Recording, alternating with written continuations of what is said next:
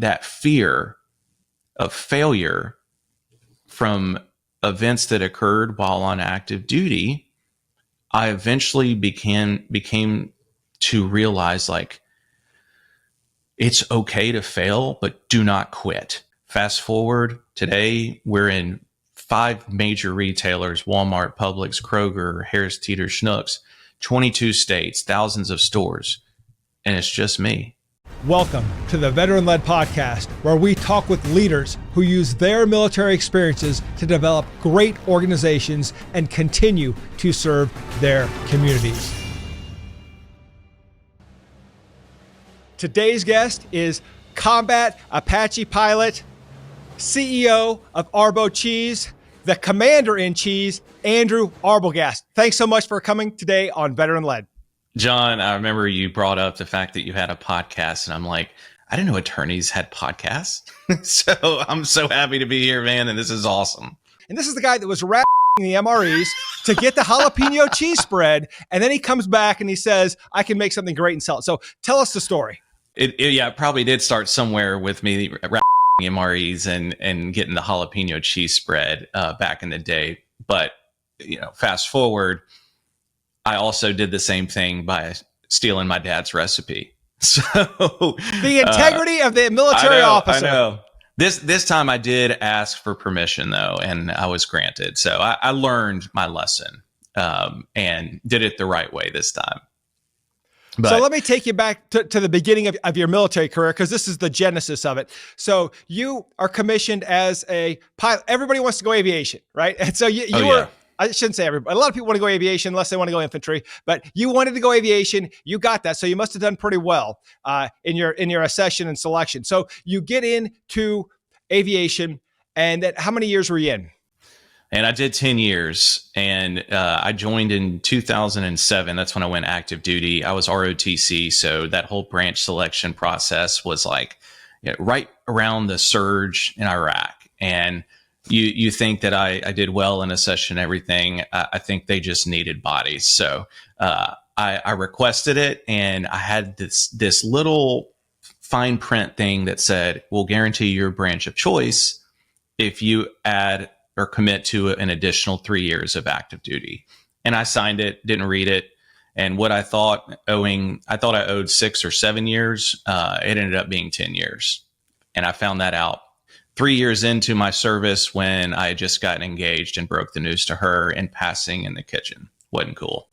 Yeah, that doesn't go over well. So no. Tell me, how many deployments?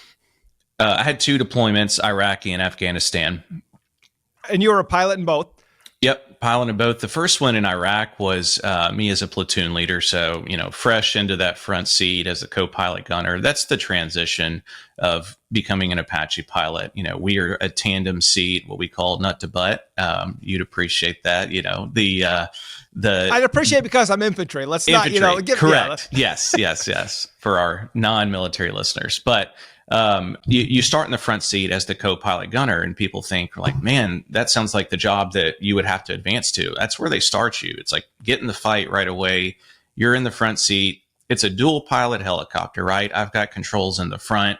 However, the guy in the back seat, that's the seasoned pilot, usually the pilot in command. And he's telling me what to do, how to do it, when to do it. Stop pushing this, stop pressing that, get off the controls, give me the controls. A lot of micromanaging because I needed it, and a lot of new front seaters do. But we are in the sensors, we're searching for targets, and once the mission's over, then the guy in the back seat, he needs to take a piss, so he'll give me the controls and let me fly back and land. So, but that stage in Iraq, me as a platoon leader, learning to fly and really get the experience, it was actually very slow. It was right around what they called Operation New Dawn. I was there for Operation Iraqi Freedom for the first 6 months, and then the campaign name changed, and all of a sudden we're no longer in a combat theater, but nothing changed. It was just a slow deployment, which, as a new guy, you want action. And so after that, I ended up doing the traditional captain's career course, or I was battalion S4 for a bit, then captain's career course, and then going from that experience to Fort Campbell, like as soon as I got to Fort Campbell, took command 14 days later, left for 6 weeks for training, was gone for 9 months, basically leading up to that deployment where I was gone another 9 months. And that was like, if I could combine 10 years of experience into those 18 months, like that was it, The culmination. And there's that time compression, as you've learned as a CEO as well, where you get hot and heavy into the action, things start happening really quick. And the next thing you know, the time has flown by and you've achieved your objective, but usually not in the way that you thought you would. So give us that parallel of having that compressed learning time. Man. So I'll relate it to Afghanistan, and me, how I'm wired is I am naturally just a very anxious person and very stressed out person. And I think that comes from my mother, but either way, I was a basket case all the time because I felt so overwhelmed. As a commander, your primary duty is to take care of your soldiers, lead your soldiers. And obviously there's the family component of all of that as well that ends up like taking up 90% of your time as a commander.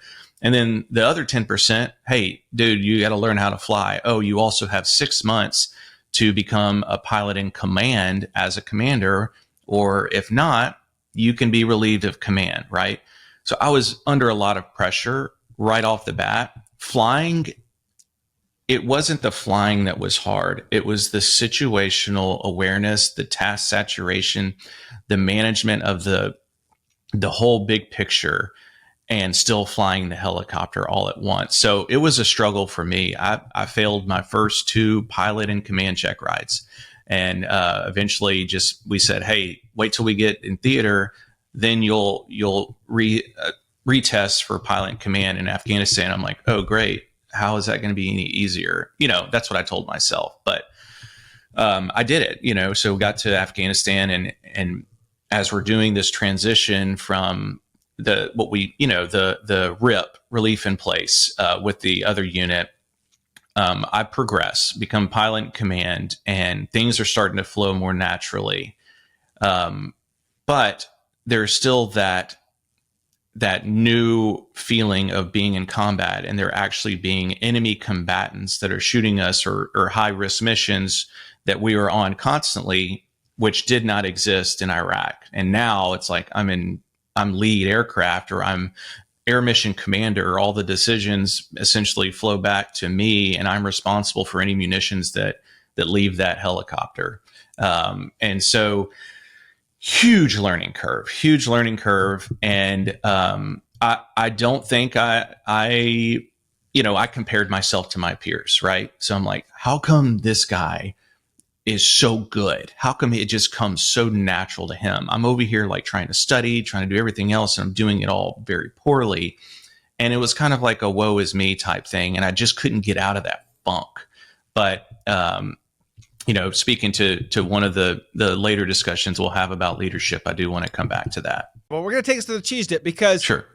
Andy Grove, I believe it was Andy Grove who said, only the paranoid survive. And we want that in a commander. I don't want an overconfident commander. My biggest fear was failing, right? And what does that mean as a helicopter pilot? First person would think, oh, crashing your helicopter. Mine was shooting the wrong person, shooting a friendly, and being so nervous when it came down to where are our friendlies located related to the enemy? How close are they? Danger close? Am I misidentifying my target? That was so much of my anxiety. And I don't think I'm alone there, but there was a level of like, where does that confidence start to come in, and you feel better about using the technology in the helicopter to give you that confidence. And eventually I got there, right? But it would take a huge failure in order for me to get there. And with Cheese Dip, man, so I actually, John, am the only employee My goal is to hire veterans. I am supporting nonprofits left and right because I love doing that, and they're all military related.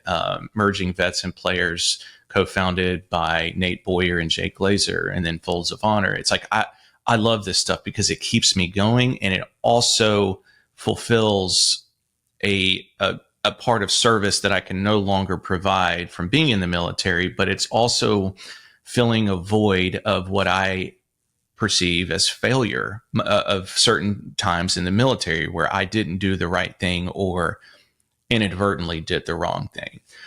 So when it comes to Cheese Dip, it's just as chaotic. I'm not saying bullets are flying, but dang, man, it feels like it, right? And what I don't have is anyone to lead other than myself. Now, the leadership I rely or fall back on from the military has to transcend through my day-to-day correspondence or relationships with our customers and with my vendors and so on. And my thing is being transparent. And I think I've always tried to be transparent, probably to a fault, right? Where when times are tough in the military, putting on that thick skin and holding your head up and making it appear as if you are not burdened by the weight of leadership and the decisions that have to be made, even though inside you're absolutely frightened, stressed, overwhelmed, and not sure how you're going to get through the next day, week, 9 months of deployment. And with Cheese Dip, man, I feel the same way. Yes, on the outside, we started this in May. I say we. I've been trained to say the royal we. Yeah. from the military, right? It's like, it was, as a leader, as a commander, it was never I did this. It was we, and that's what I really believe. Like, my guys made me successful. Well, in Cheese Dip, I'm like we. There are people that are helping me, but I'm the lone guy on the island, and I have gotten to the point of just relentless determination and breaking down barriers to the point of, hey, came up with this idea in December of 2020, started an LLC December 31st, and then 5 months later, I'm selling my first tub of Cheese Dip in a grocery store. And I mean, this thing had like ingredient declaration, nutrition facts, it had a UPC or barcodes. It had everything. It looked like it had just arrived to a big grocery store. It didn't look like it was a farmer's market, family owned thing. I went all in, and I wanted people to take me seriously. And by having all of this prepared and ready, once I approached the first store, it blew up. It's like sold out that weekend, 10 more stores, 15 more. I can't make it anymore. I don't have enough time because I'm working a full-time corporate job. I have a family, 2 kids, and my wife, and she's pregnant. Oh, and we're moving houses. And, so it's like all this stuff in 2021 that were absolutely chaotic, and it was scary. But that fear of failure from events that occurred while on active duty, I eventually became to realize, like, it's okay to fail, but do not quit. Because I quit at one point, and it is not okay to quit. And this is not something that I was going to give up on. And I'm fighting to do this. And so from 10 stores, 15 stores, I found a manufacturer that could make it for me, got into distribution. Fast forward, today we're in 5 major retailers: Walmart, Publix, Kroger, Harris Teeter, Schnucks, 22 states, thousands of stores. And it's just me. And I don't want it to be just me anymore. I'm ready to hire, man. Well, and you say, there's still that fear of failure. And from my experience, you're having clients who come to us that say, help me, right? For us, it's whether it's a veteran who's been denied their VA disability benefits and their families suffering, or they're, facing homelessness, or it's someone who's been seriously injured, the insurance company won't pay, or someone's been falsely accused of a crime. They say, help me. And I feel that same obligation that we feel towards our soldiers. It's like someone put their life in your hands because they believe that you as the commander, or you as a person in charge, is going to take care of them, that you're going to fix it. And they've come to you. And I think it's the greatest honor when someone puts their faith in you to lead them to a better future or a better result, or just to give them hope, right? It's such an honor and such a burden. But even with, we can go to something as simple as cheese, and it's not that simple, but one man show, and yet there's still the fear of failure. I mean, at the end of the day, you do this wrong, people get food poisoning, and it's probably over. Your reputation gets hammered. You're nailed on social media, right? So there's got to be the fear of that. And then there's the fear of, what if the ingredients isn't right and you make 1,000 tubs that you're going to have to throw out because it's just not to standard. And so there's all these little things that you don't get away from the fear of failure. And, I embrace failure. I learn from failure, but at times it can be crippling because you realize there's so much riding on this decision. And if I don't make the right decision, it could all be over. And every day we have the chance to make a decision that will change our life for the better, or make a decision that will change our life for the worst. And I appreciate your honesty on this topic, because I think a lot of us think we come out of the military, especially after a deployment. Hey, I know adversity. I have overcome hardship. I can do hard things. And then you show up in business and it's like, I want to quit every day. In fact, I quit yesterday. For some reason, I just showed up at work today. But it's one of those things where, I keep quitting every day, but I keep showing up at work the next day. It's so tough when you want to do something amazing, something great, and yet failure is always around the corner, and you're going to fail from time to time, and you got to keep picking yourself up. But as you said, you don't quit. So as you've dealt with your fear of failure, how did you continue to grow though? I mean, you've blown this thing up, and there's got to just be every increment you grow, there's more to lose, right? This isn't just Andrew coming back and he started a company and we got a few grocery stores. This is huge, and it's just you. And now, hey, point the thumb, not the finger, because you got no one to point the finger at. So as you look to scale and take on new team members, how do you work through that, understanding that there's even more to fear at the next level? Oh my gosh, there's so much to unpack there, John. And I think, when I started this, I was very naive. I knew that I hated my job in corporate. 4 years of doing it after getting out of the military, it wasn't for me. I love making an impact. And I'm not saying by, these crazy decisions on the battlefield. I love sitting down with one person who came to me for help, even if it means setting aside all of the work that I have and focusing on them and seeing them grow. I'm the last person to ask for help, and I hate it because I feel like, man, maybe I'm, an inconvenience to someone, or I'm a burden to someone. And you and I both know in CEO Circle, that's why we're all there. And I'm still, at the point where I have to get outside of my comfort zone and ask somebody for help. But going back to me thinking, feeling that feeling of invincibility and starting this, it was hard. But what I thought was hard at the beginning wasn't hard. And what I think is hard right now won't be hard a year from now. And the amount of times I sat in my bed, thoughts just filling my mind, and all of it was doubt. None of it was positive thoughts. And I'm an optimistic person, but there has been over a dozen times throughout this. You talk about quality. I had huge issues with quality. You talk about having a product that's refrigerated and has a shelf life, and if grocery stores don't sell it by the time the shelf life it reaches its expiration, you pay for it. They don't pay you for it, and those things only get bigger as you scale. I know it's I guess it's part of scaling. You're taking on more risk, even though your revenue is increasing. But I entered into a world where I had zero experience, zero awareness, and I trust that my customers and my vendors have my best interests in heart. And maybe that's my gullibility, right? And I'm like, wait a minute, what do you mean you're not paying me $55,000? They're like, well, yeah, we don't pay you when you owe us money. Like, what do I owe you money for? A short dated product. Like, we had to throw it away. Are you kidding me? That is devastating to my business. That could end me today, but I'm not going to freaking quit, man. Like, I'm going to figure it out.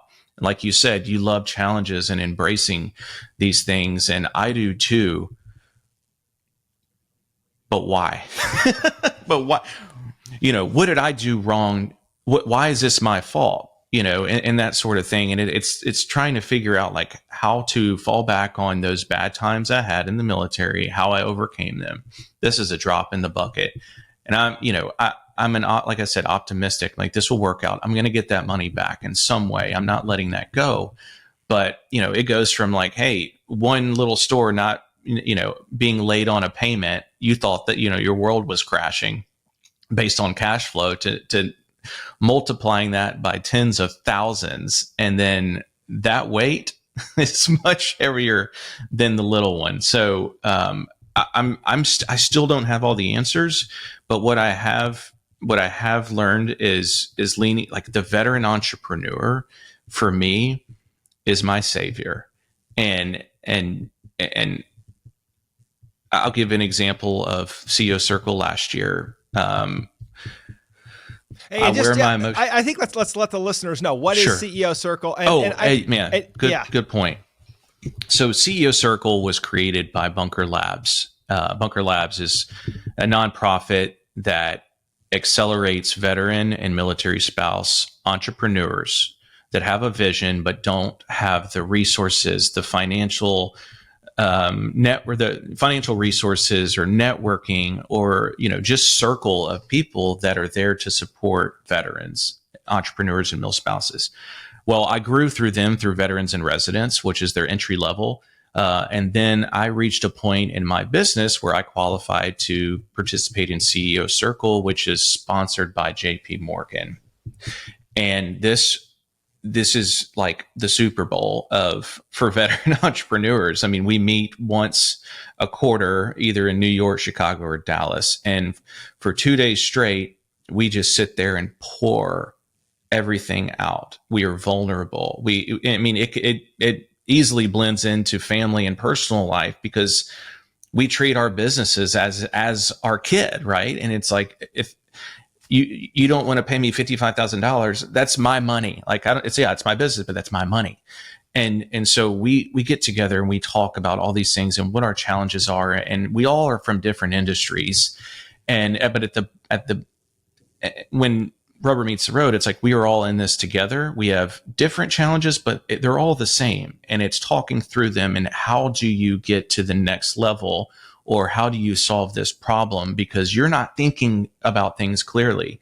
Your tunnel vision has basically eliminated your ability to adjust, pivot, or there's a connection that someone has that you need that you are unaware of.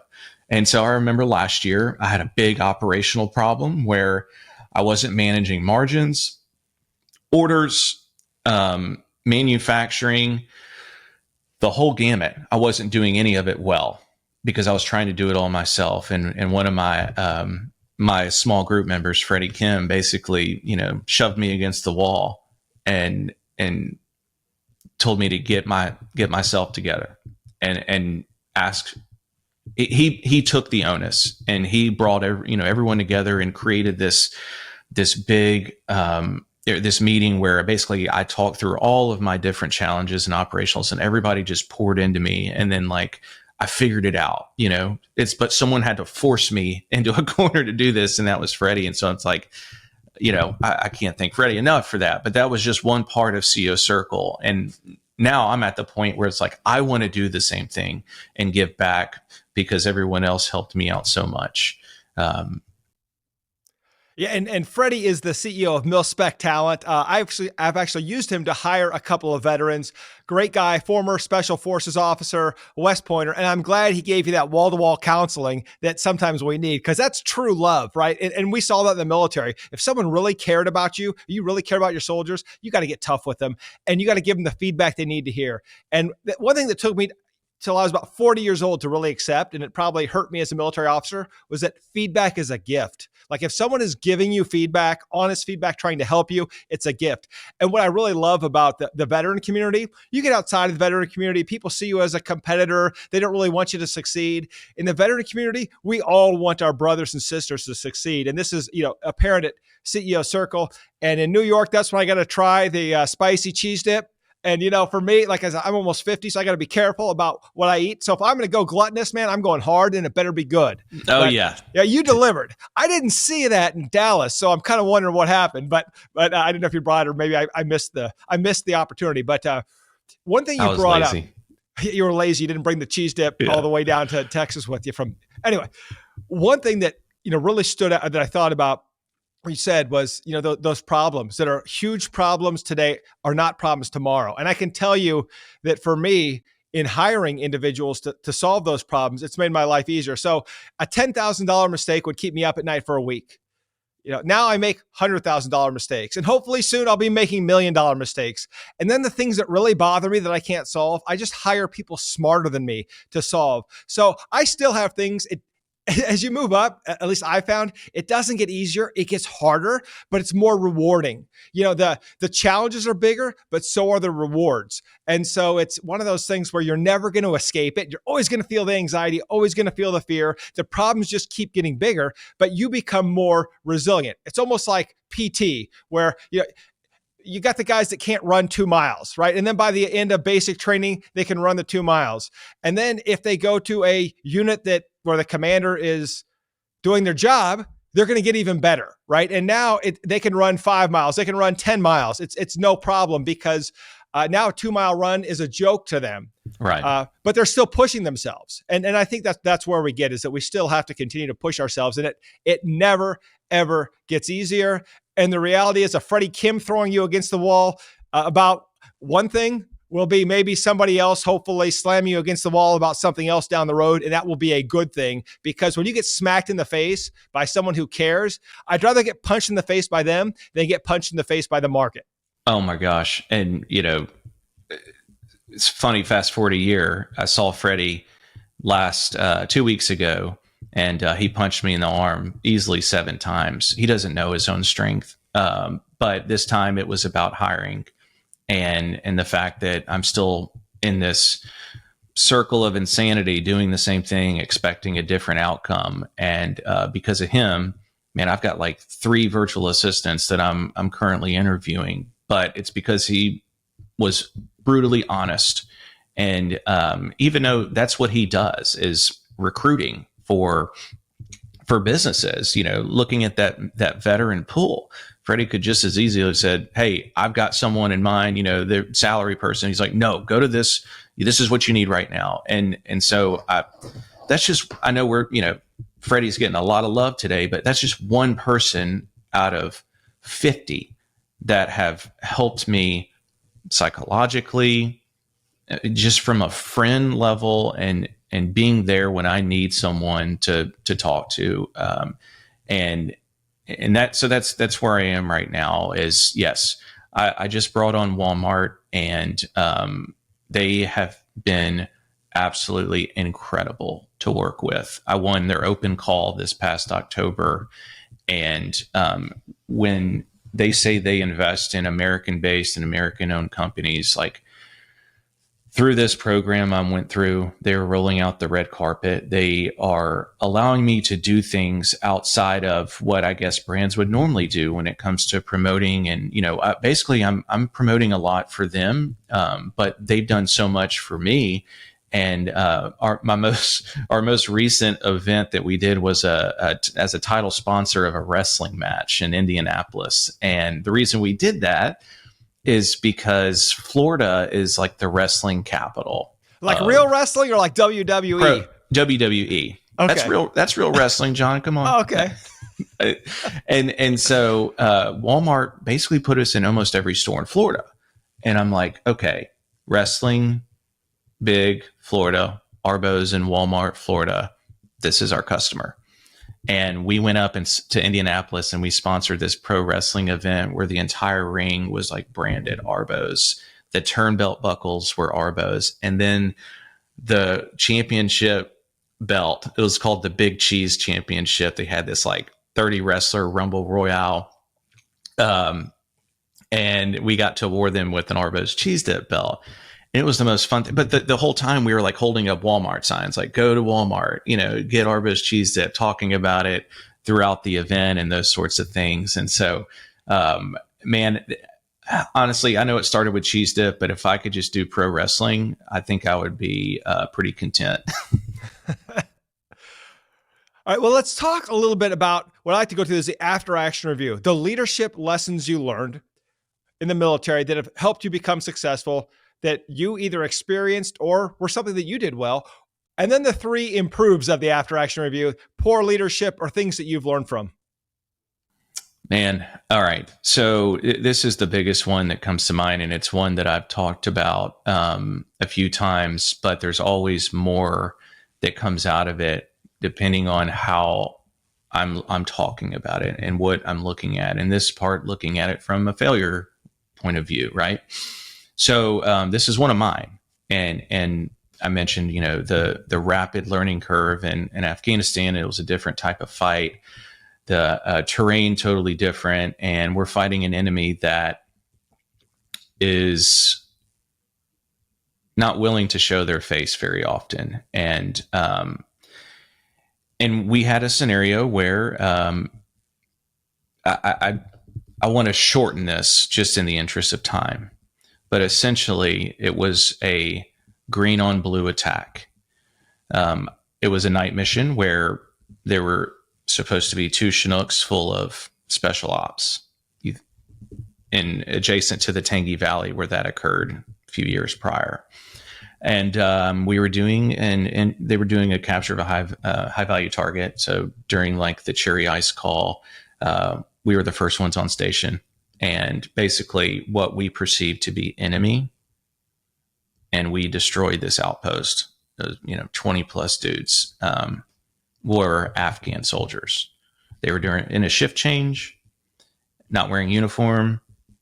There's a heavy machine gun mounted, looking right at the LZ, aimed right at the LZ, and it was just a perfect storm.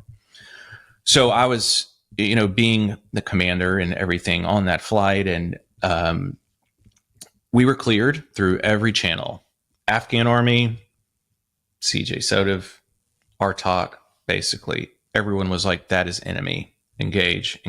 And then as the sun starts to rise, the medevac birds are going to pick up parts and pieces of the collateral damage that I just done. So I went from like, man, this was the best engagement ever, to my command losing faith in me, right? Even though after the investigation, I was not at fault. I'm responsible, right? They pick apart your video and they're like, no, didn't you see the body armor right there? Or didn't you, there was a Kevlar there or whatever. But like, no, you don't see that. You don't see that stuff in the middle of a fight sometimes. So after all of that, I was 3 months into rotation, or in 3 months in Afghanistan. I had 6 months left. And I was like, how am I going to survive? My command probably hates me. Not probably, you feel it. You're like, they don't trust me. And I have to walk a very fine line. And, some of my pilots were displaced to other sister companies. Just, they're looking at it from a whole culture in our company or whatever. But so I quit, right? I mentally gave up.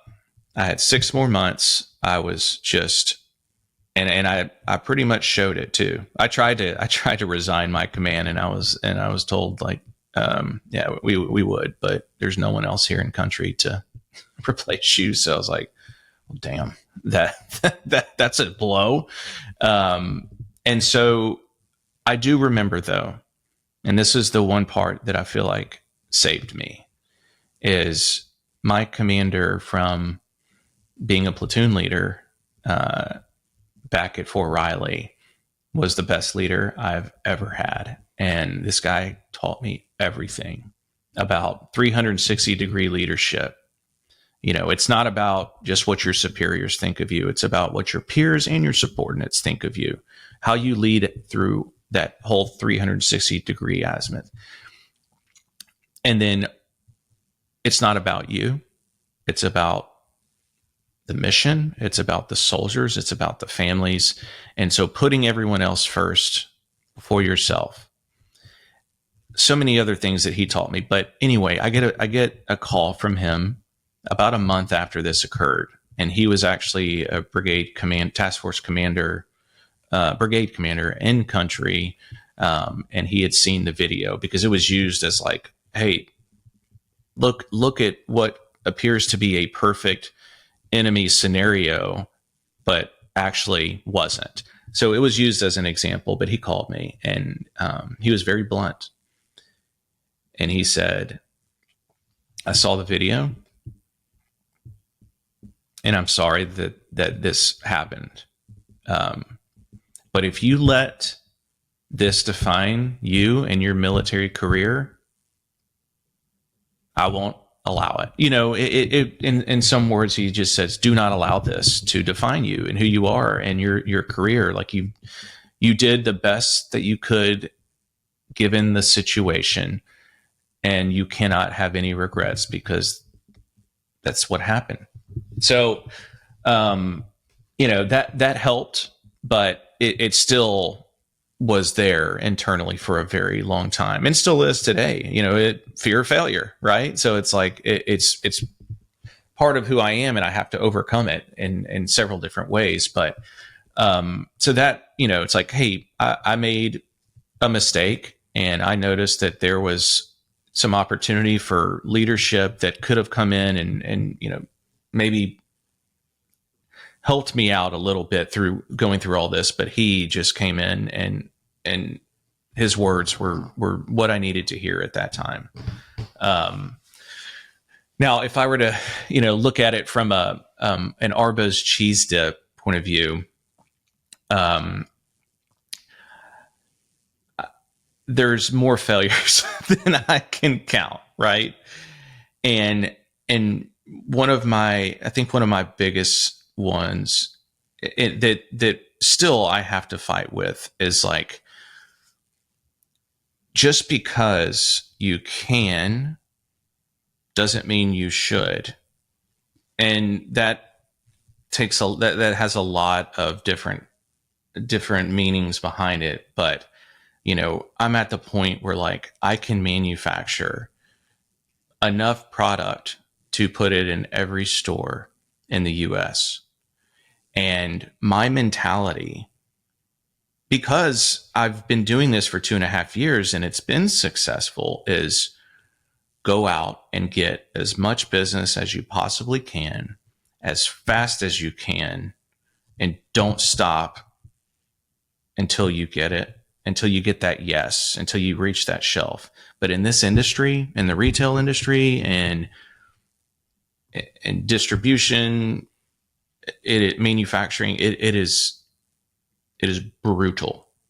And if you don't have the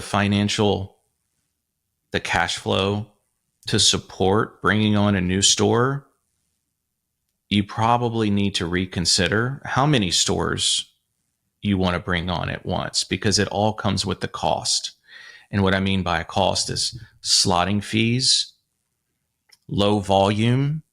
You're shipping one pallet versus 26 in a truck that costs $3,200, regardless if it's one pallet or 26. And just because you can spread 1,000 miles doesn't mean that it's going to sell once it hits the shelf. And that's the hardest pill to swallow, is the grassroots success that we had here in the Mid-South. I thought that would translate no matter where we went. And, I learned recently that one of our retailers decided to discontinue us, and it was due to low volume. And I'm working through it right now. We think that maybe it's because it was the price point, or it's not in the right section of the store. But these blows come hard. They come fast. They're unexpected sometimes. And they are a little unfair in a sense that, hey, maybe you didn't give me a long enough, you didn't give me a good shot. You didn't give me enough time to prove that this can be successful. But this is what I signed up for, and I have to deal with it, and I have to pivot. And so I think, like, I don't want to say failure, but the failing that I've been through is just trying to grow as quickly as I can, as fast as I can, so that I could sell this and go do something else. And do you realize, like, mentally, when you mentally come to terms that, like, hey, that's not how this is working, right? I'm not going to say it's not how it works, but generally speaking, that's not how it works. And when you have to reset and go back and, oh man, I just, may have just lost 300 stores. How am I going to recover those? Or where am I going to shift based on knowledge or intel that I have in just a short period of time? Because that's bringing on 4 retailers in a 6-month period. That was my problem, trying to do everything perfectly with 4 businesses that I barely have enough time to do with 1 retailer. So I hope that kind of gives you some sense of where my head is and what I go through on a regular basis.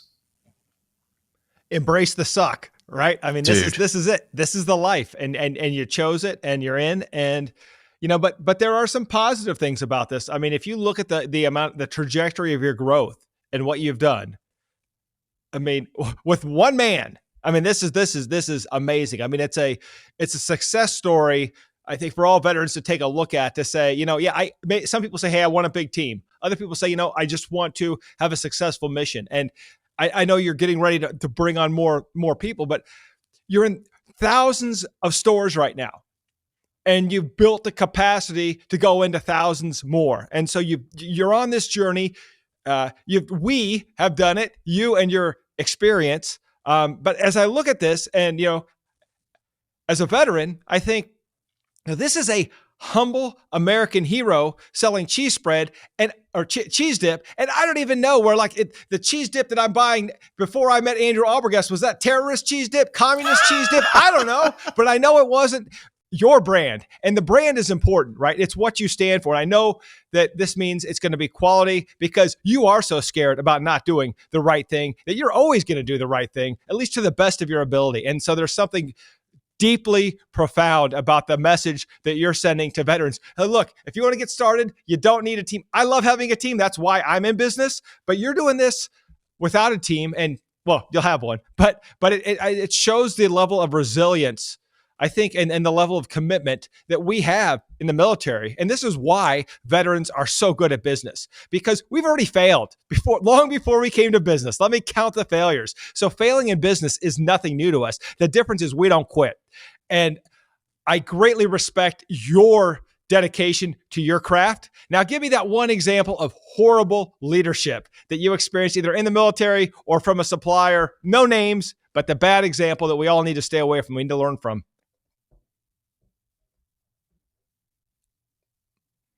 I'll give you there's like 3 I'm thinking of, but okay, I'm great. going to, and the 3 of them all had different financial impacts. They were all, it's all money I lost, right? And the one where I lost the least amount of money is the one I am the most sour about. So I get this, I get my first like chain grocery store, and meaning they want the product, they tried it, and they basically said, hey, how can you get it to us? And I'm like, well, you're a few states away. I could ship direct. They're like, no, we don't have a warehouse. You got to use a distributor. And so they gave me a distributor. And I looked at this when I was familiar with it. I'd seen it, I've seen the trucks before.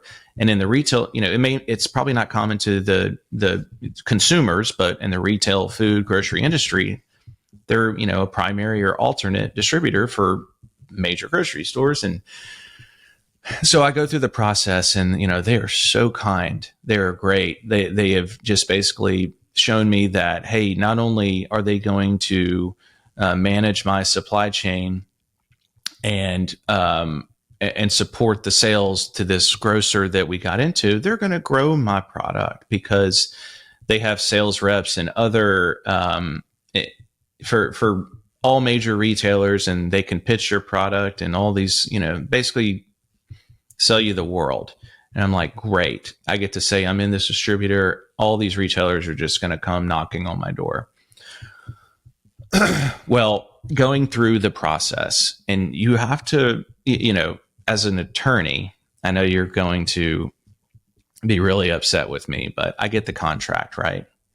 I read through it, I sign it, because I just received an opportunity bigger than I'd ever received since starting this business. And I'm not going to put it in jeopardy by arguing or redlining certain terms that I don't think I can accommodate, whether it be payment terms or anything, deductions, those sorts of things. So I sign it. I'm like, they're going to do right. They're going to be ethical when it comes to doing business with me.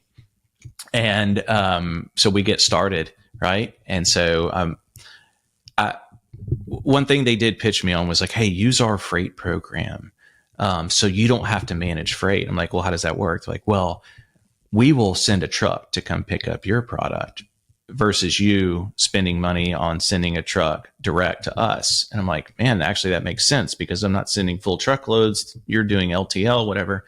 And they, quoted me like 50 cents a pound, which was, pretty standard for a refrigerated product. Well, 3 months into this, I start to realize that, not only am I not getting paid on time, but I'm not getting paid in full. And I mean, short paid $14,000 on like a $20,000 PO, right? So it's like, you paid me $6,000. Like, there's an error here somewhere. Is there another check coming or what? They're like, no, these are deductions. And there's 3 pages of alphanumerically coded deductions. One's $27, one's $650, one's $350, two $350, one's another $700. And none of this actually translates to anything in English. And you can't, and so they're like, oh, you got to go to the portal and, search up each of the deductions and figure out what it is. And so I go in there and it's like, you're looking at all of it. You're like, okay, slotting fee, great. But then I start to notice like late delivery fee of $350 several times.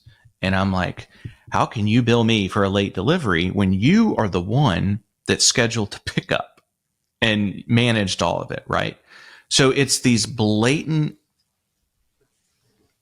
what I call unethical deductions, because they're not looking at it. They're just holding your pay hostage, and you have to go in and dispute them to get you have to fight to get your money back. You have to spend a lot of time, and they make a lot of money on this because they assume or expect, and they know that I don't have time to do this, or smaller suppliers don't have to do it.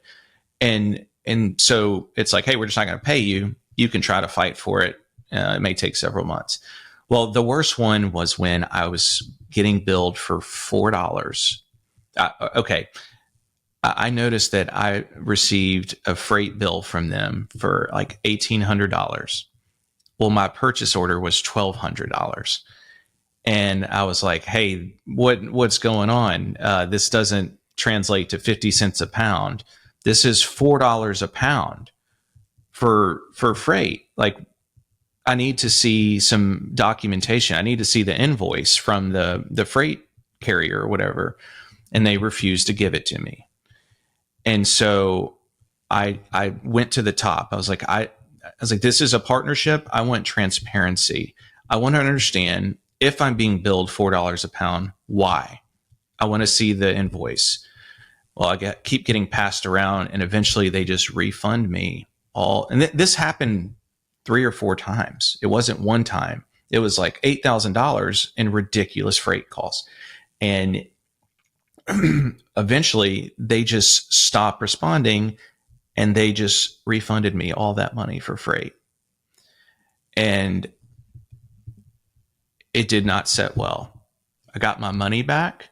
I got all of the freight money back.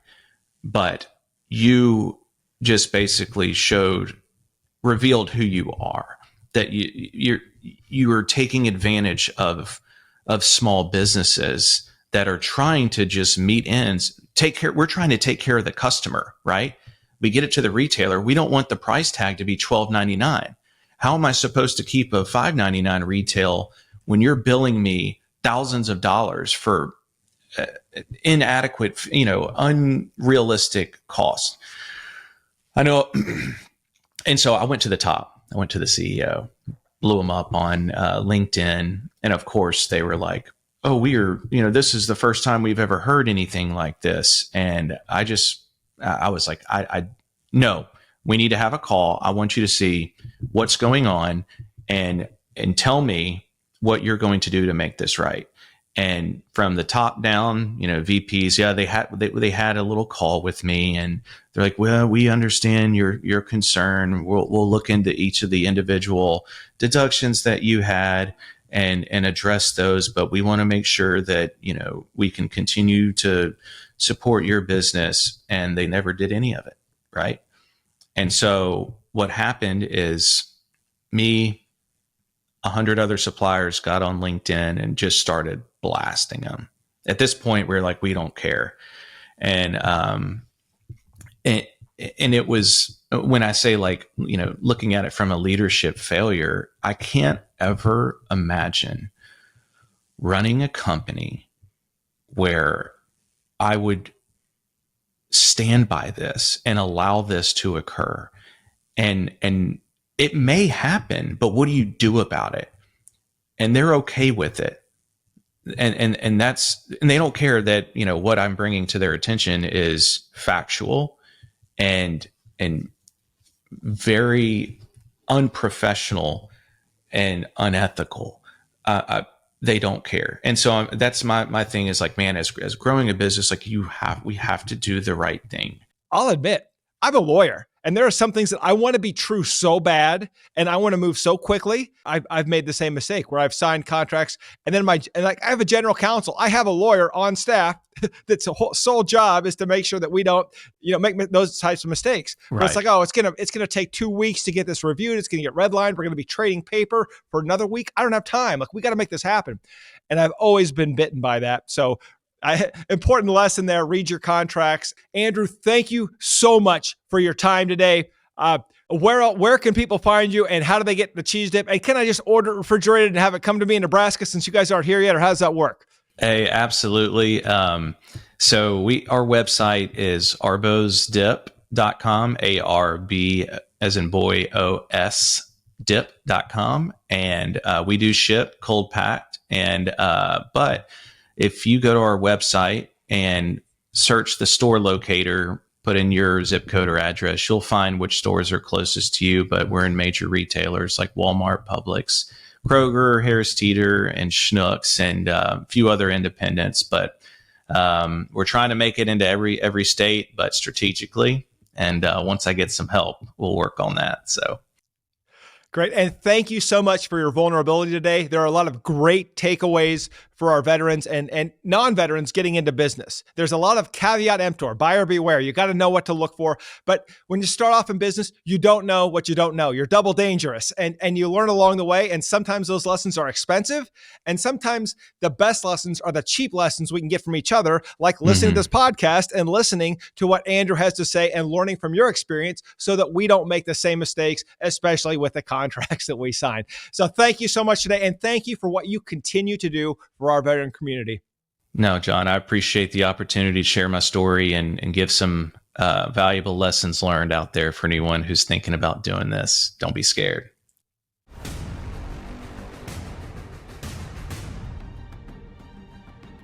Thank you for joining us today on Veteran Led, where we pursue our mission of promoting veteran leadership in business, strengthening the veteran community, and getting veterans all of the benefits that they earn. If you know a leader who should be on the Veteran Led podcast, report to our online community by searching @Veteran Led on your favorite social channels and posting in the comments. We want to hear how your military challenges prepared you to lead your industry or community, and we will let the world know. And of course, hit subscribe and join me next time on Veteran Led.